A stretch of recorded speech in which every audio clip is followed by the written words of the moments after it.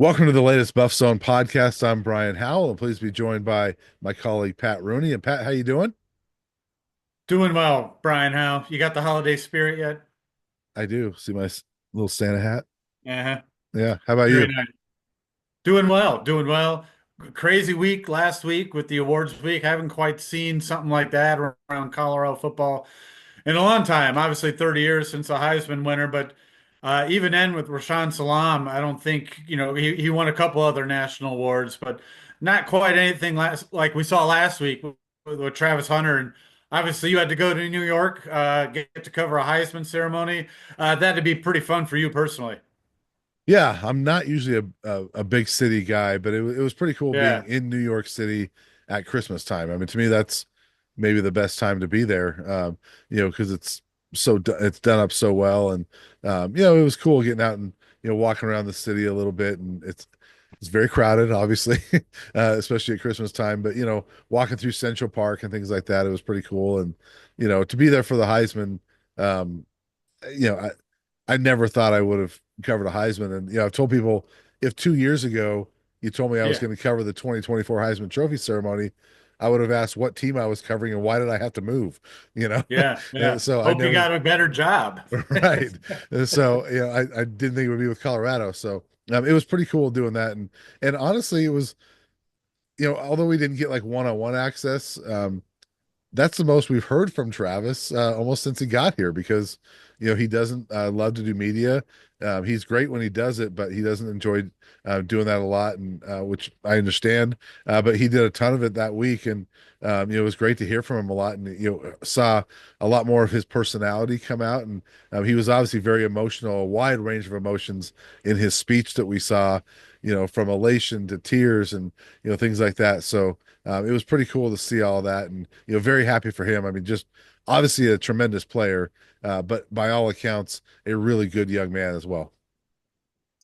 It's interesting. I talked to someone last week at the last men's basketball game last week in South Dakota State who, was asking me if I thought the football team was doing Travis a disservice, not kind of making him do media appearances more often, just Yeah, because it's something he's going to have to handle at the NFL level. It's a lot harder to duck it each and every time.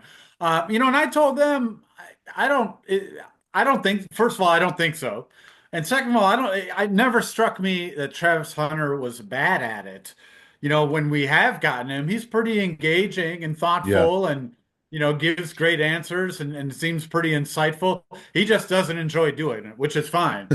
I think it'd be a bigger issue if he had a hard time articulating himself or, felt intimidated by the cameras. I've never gotten a sense about either of those things with him. It's just something he doesn't enjoy doing, which is fine. He may or may not get over that at some point, but and I think to that point that I told this person at the basketball game, watching from afar, I thought Travis Hunter did a great job in all those aspects, kind of standing up at the podium, even leading up to winning the award, and then obviously afterward with his speech. I thought he handled the whole week well, and especially the ceremony well. yeah. I actually asked him. We talked we talked to the candidates beforehand, before the ceremony. I asked him if he had a speech ready, and he said no. He goes, "I'd rather just wing it and go off the top of my head." And he was fantastic. And Yeah, to your point, I'll give you an example. LaVisca Chenault several years ago was not good at that media when he first started, and yeah, to the point that they would have his good friend Katie Nixon with him, and LaVisca didn't like doing it. He also wasn't great at doing it, but they gave him some media training and put him out there more, and he got better at it. And there was at one point actually in his junior year, he was there for 3 years, that he did something, and I talked to him about like getting the media training and needing to be better at that. And he finished with a press conference once, and he kind of walked by me. He goes, "I'm getting better at it." And I said, "Yeah, you yeah, really are." And so he was one that kind of needed that training, and there was they would have done him a disservice if they would not have ever put him in front of the mic. But they did yeah. a service to him by giving him training and all that. Travis doesn't need the training, to your point, and he does a great job with it. And I think he'll be just fine in the NFL if he's required to talk. He'll get up there and talk, and he'll be fine doing it. And you know, yeah, he's done a great job with us when he talks, and it was really great over the weekend just to hear him as much as we did and see a lot of his personality. So obviously a great week for Colorado football, and All American honors for Hunter and Shador Sanders as well. Yeah, Brian, what do you think the challenge has been this week? Obviously, there's still a game to play, a big game. Head coach Deion Sanders talked about it earlier this week about making that pivot from celebrating this great season and reaping the awards to turning the focus to BYU. What do you see as kind of maybe the challenges within that, and what does Colorado have to do? Obviously, it's pretty interesting also that Shador Sanders and Travis Hunter are willing to play in this game. Now that they are, how do they kind of flip that switch going forward?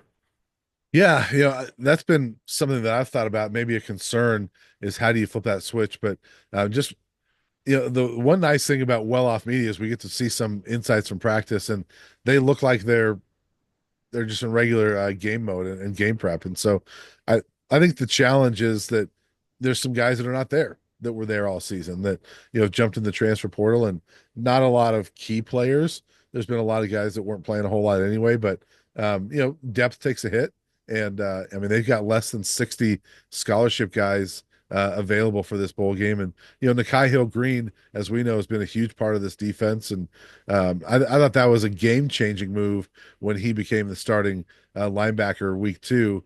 He was phenomenal, and he's although I think Cameron Stillman Craig should have been the guy getting all those accolades.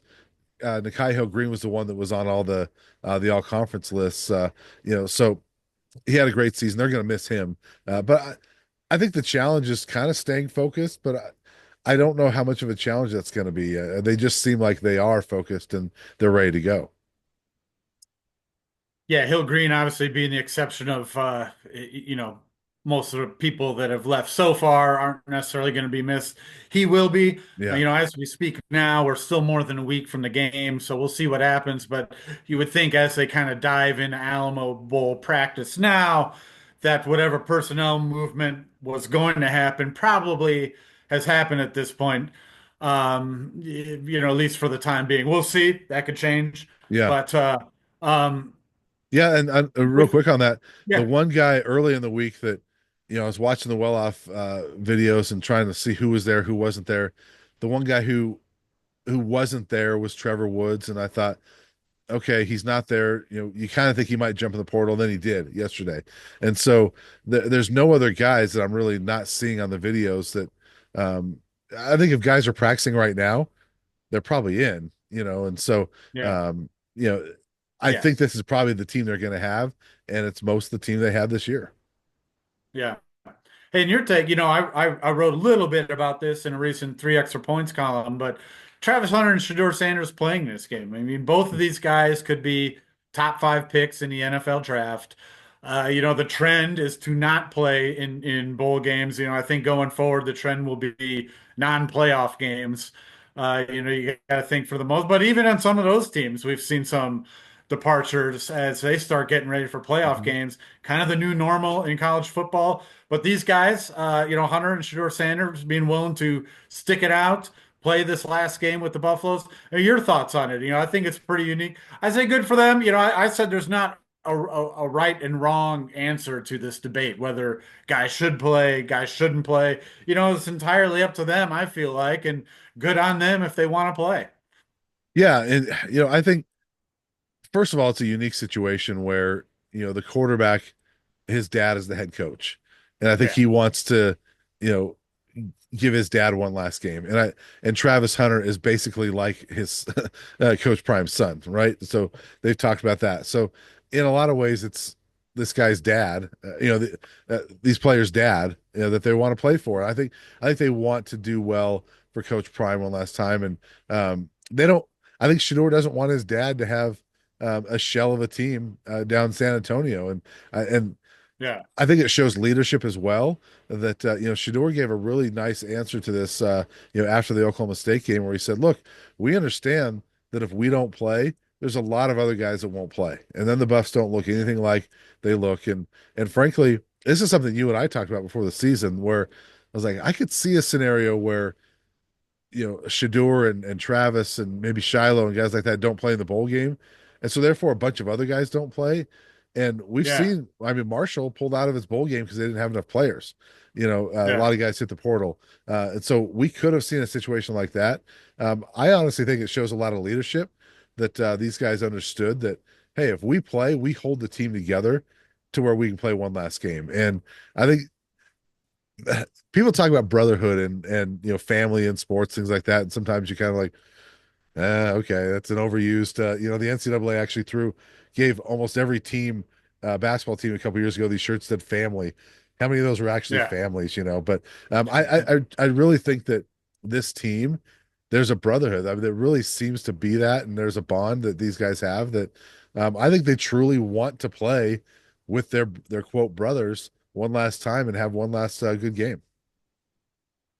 Yeah, well, like I said, good on them for playing, and Coach Sanders the other day said it, they're not playing in this game to go out and, you know, kind of half-efforted out there. They want to Yeah. go out on a good showing. We talked, I remember at the end of the Oklahoma State game, and Shador Sanders did have that interception. I forget it was late third quarter or early fourth quarter. In the second half, game was out of reach. Mhm.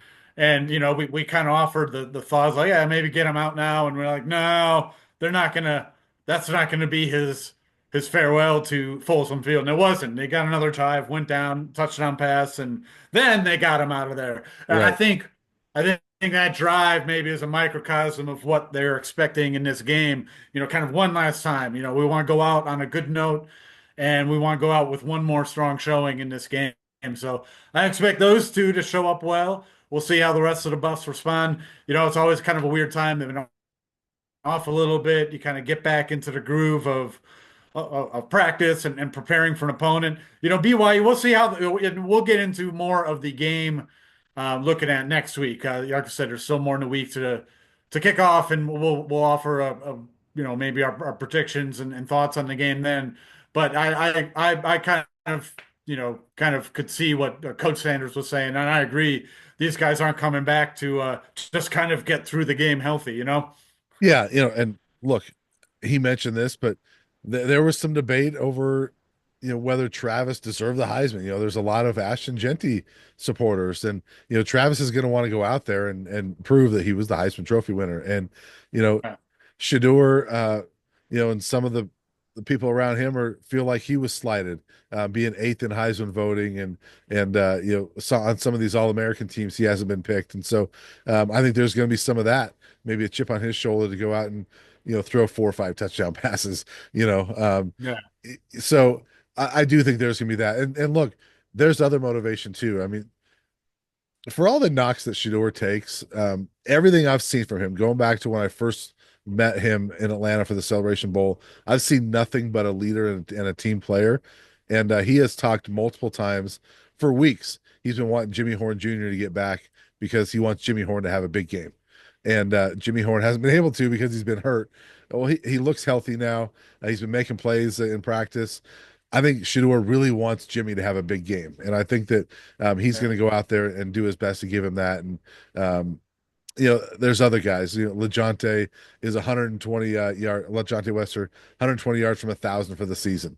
Does he try to do that? So they're big on some yeah, of these milestones, and I think it's not just like Shador wanting milestones. He wants milestones for his buddies. And I think yeah, that's commendable. And so I think they're going to be motivated. Levanta Bentley this week talked about, look, we got a shutout, and I kind of got a taste of that. I want another shutout. You know, yeah, so they're motivated, I think, and the nice thing about this, Pat, I'm kind of being long-winded here, but I talked to some BYU people today. They've only had one starter leave in the portal, yeah, just like CU has. So both these teams kind of unique, a non CFP game that I think we're going to see almost the full complement of players on both sides of the ball, and so I think that's going to make it one of the more competitive and more entertaining bowl games is when you have the yeah. complete rosters of these teams. Well, you're right. And, as we touched on it a bit ago, it seems like at this point, once you dive into bowl prep, you'd think the player movement would be over for the time being. We'll see. Yeah. Obviously, still a ways to go, but I agree with you there. Before we get off of football, maybe touch on a little basketball before we wrap it up. Yeah, the other direction of the transfer portal.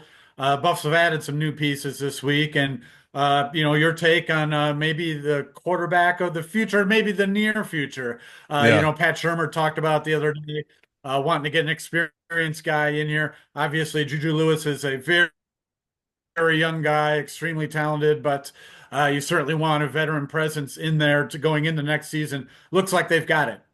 Yeah, Caden Salter, the Liberty quarterback, he was actually at practice yesterday, and Conference USA MVP in 2023. His numbers went down this year. That was a very different Liberty team. They were 13-0 going into the bowl game last year and got waxed by Oregon, but I think they were an 8-4 team this year, something like that. So a different team for Liberty, and his numbers went down, but a dual threat, threw for almost 3,000 yards and rushed for over 1,000 in 2023. So kind of a different guy than we've seen, but a proven veteran quarterback that has 1 year left. That's what Pat Shermer said. We'd like to try to go get that guy. And I know a lot of fans are excited about Juju, and they should be, but a guy like Caden Salter is not coming here to sit behind a 17-year-old freshman, Yeah. and Juju's not coming here to sit. So I think the competition is going to be phenomenal in the spring to see who actually wins that job. And the nice thing is, if Caden Salter wins that job, you would hope that Juju sees the long term and says, "That's fine. I'm young. I got 4 years left after this, and I'm looking forward to learning this year and then taking over in 2026." If he does that, the Buffs are set at quarterback for a while. So it's going to be interesting to see what that looks like, though. But it's a very interesting quarterback room, and I'm talking with another colleague this week. Is that the best duo that they'll have? The best two guys they've had at quarterback since Montez and Cepho? Yeah, I mean, I just thinking about that off the top of my head, you know, in terms of a duo, Yeah. it has to be. I mean, obviously Shador is the best Yeah, one they've yeah, had, but you know, yes, and no slight to Ryan Staub, but Ryan Staub hasn't, he didn't come in with Juju's accolades and isn't proven like Caden Salter. But I would think duo wise, it might be the best since 2016. yeah, yeah. That's a good point, and a lot of it in those terms, but absolutely. So they've got the veteran quarterback coming in. We'll see. It'll be obviously with these things, obviously good to get him in for the semester, be part of spring ball, something to keep an eye on after we get beyond the Alamo Bowl. We'll be back next week to talk a little bit more about the matchup, a little more against BYU. But before we head on out of here, we got a basketball doubleheader to kind of wrap up the pre-holiday slate here on Saturday afternoon at the event center. Two very different situations. The men's team wrapping up non-conference play. I think they're just trying to have one last efficient showing and get in the break and then start preparing for Big 12. They've got Bellarmine at 1 p.m. on Saturday afternoon. But then that evening, the women's team diving into a really tough matchup to open Big 12 play against number 14, West Virginia. Yeah, not an easy way to jump into conference play.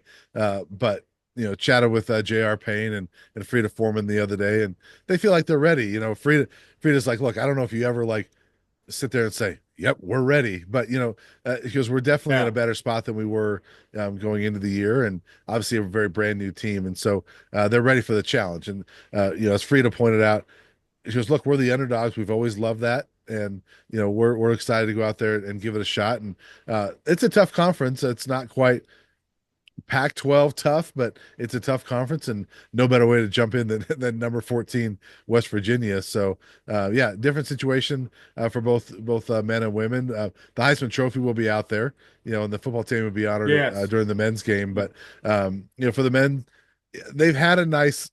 I mean, you've seen them more than I have, obviously, but I feel like they've had a nice non-conference run, and that this would be a really good way to finish things off, get a good win at the event center, and kind of wrap things up.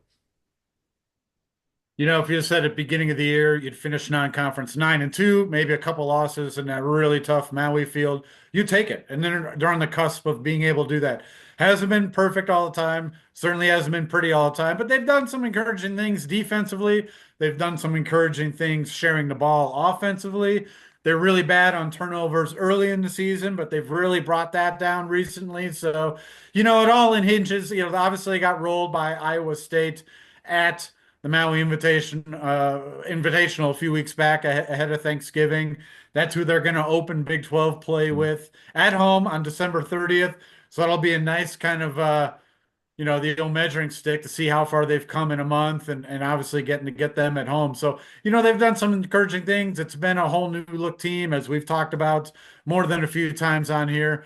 But I think if you take that body of work, if you said that's the way it was going to be at the beginning of the season, you'd take it in a heartbeat. So certainly need to finish the job against Bellarmine. You want to see some strong defense and good energy out of this bunch, and then take a few days and start getting ready for Big 12. Well, and it sounds cliche, but these are both teams that you and I thought would be better as the season went along, Yeah. because they're so new. Both of them have so many new parts. I would say a month and a half in that both teams are better than they were when they Yeah. started, and so I think they're on that trajectory to where they're improving, and that's what you want going into conference play. I like the way the men are playing overall. I like the way the women are playing, and so let's get conference play started. The men have one more non-conference, but conference play is basically here. Yeah. This week for the women, but next week for the men. And the women, we touched on this earlier in the week. Yeah, they haven't been decimated by injuries or anything, but they've had some bumps and bruises that Yeah, have kept that rotation, what you want to have your regular rotation from being out there the whole time. Frida Foreman began the year injured. I would maybe think Kendall Weddle and Kennedy Sanders will be back against West Virginia. J.R. Payne hasn't said that yet, but they both suffer concussions and have missed last two games. But with the layoff since then, would think that they are on the cusp of coming back. So yeah, they should be the back. women, the women should be kind of they've been maybe more I don't know, more work in progress, but they've been having these bumps and bruises that have prevented the rotation from really kind of gelling, I think. So that still might be more of a work in progress going forward in Big 12 play, but certainly will be good to have everyone healthy going for hitting what will be a really tough conference opener on Saturday. Yeah, and both teams obviously not expected to do much in the conference, but both of them with an opportunity to make a statement in the opener, conference opener. The men, like you said, against Iowa State on the 30th, and the women against number 14 West Virginia. Win this one, and they're looking pretty good going in to the rest of conference play. So great opportunities for both teams, and for Buff fans that want to go out in both of them to see both those teams, see the Heisman Trophy as well. It should be a fun Saturday. During the men's game, they're going to actually send off the football team to the Alamo Bowl as well and kind of celebrate them. So, kind of should be a fun celebratory atmosphere, you would think, at the event center on Saturday. Well, I'm looking forward to it, and I'll get to see you live and in person before you Yeah. head to the Alamo Bowl. We won't be having a similar send off for you, I'm afraid, but you'll Well, be on your merry ways soon enough. somebody's going to send me off and be happy about it. We know that. Well, Pat, I'll see you on Saturday, and it should be a fun one on Saturday. And yeah, have a good rest of your week. We'll see you then.